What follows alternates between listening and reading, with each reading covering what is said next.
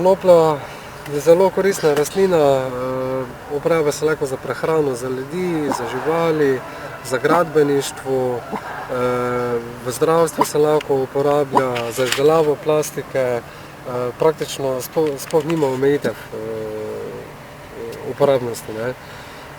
Na splošno je dosti bolj donosna kot katerakoli druga poljščina, koruza, pšenica, ječmen. Vsaj 400–500% več dobička je lahko. In jaz mislim, da je konoplja dosti boljša prihodnost za naše slovenske kmetovalce, glede na to,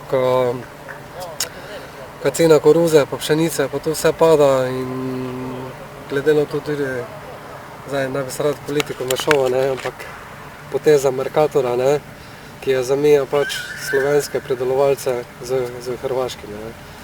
Tako da konoplja, to je edina priložnost, res, ko se kmeti pač rešijo tote tegobe, ampak je pa tudi problem pač tudi malo v mehanizaciji v Sloveniji, tako da še treba tudi mehansko to pošlihtati.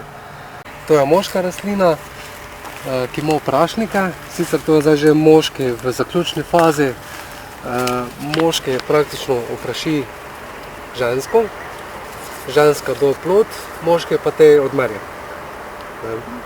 Na takšen način pač funkcionira vegetacija. Ženska pa te do seme, pa te vršičke. Ki se jih te pobere ali pa ostane za seme, zdaj pač odvisno za katero varianto se odločiš. Se pravi, toti dve njivi smo se odločili, ko bomo imeli za čaj, ker je dobra sorta, Fedora 17, francoska sorta. Ostale njive, ki pa imamo za olje, pa je več ali manj druga sorta, ki se pa reče USA 31. Procentualnost vsebnosti olja je tam v USA 31, 30–35%, v vseh ostalih sortah je pa poprečje 20–25%. Vršički vsebujejo CBD kanabinoide in pa THC. Zdaj tudi v industrijski konoplji je THC-ja zelo malo, meje kak 0,2%. CBD-ja je pa polno in praktično toti kanabinoidi so bili tisti kanabinoidi, ki zdravijo tote malo težje bolezni, tudi od raka, Alzheimerove in tak naprej. Zdaj edina razlika med indijsko konopljo pa industrijsko konopljo. Indijska konoplja vsebuje THC, sestavni del THC-ja v indijski konoplji je pa tudi CBD kanabinoid. Industrijska ima pa glih obratno, pa dominira CBD kanabinoid in pa zelo malo THC-ja. THC praktično ni tak zdravilen, kanabinoid pa je.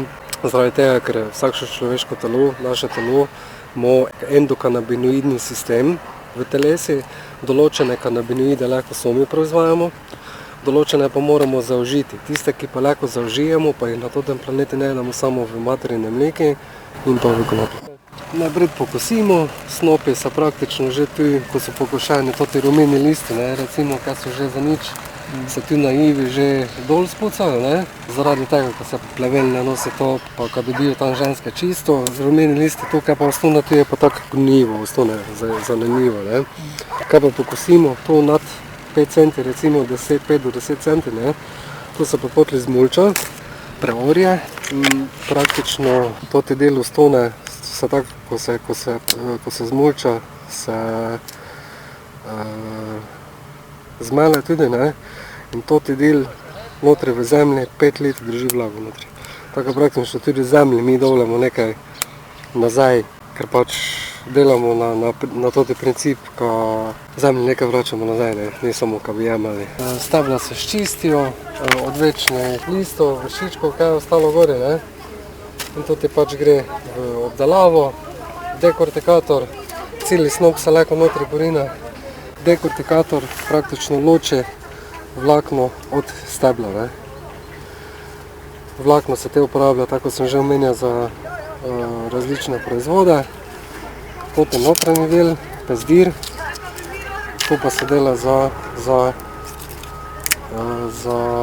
zidake. Vlakno se tudi lahko uporablja za izolacijo. In gradnja iz konopljinega materiala je po vseh študijah, analizah, A-testih 50% stabilnejša gradnja, kot klasična gradnja. in pa okrog 70% dosti boljši zvočni in pa toplotni izolati. Primer, samo če pogooglate, na Japonskem je hiša, stara 600 let, iz konoplje, sezidana in glede na to, koliko potresov ima Japonska, še vedno nepoškodovana. To se zmele na takšen način, meša se z hidrogeniziranim apnom in pa navodnim apnom, se pač dolgo modelček, se posuši in to je zadak. Ni ga treba niti peči, nič. Ne.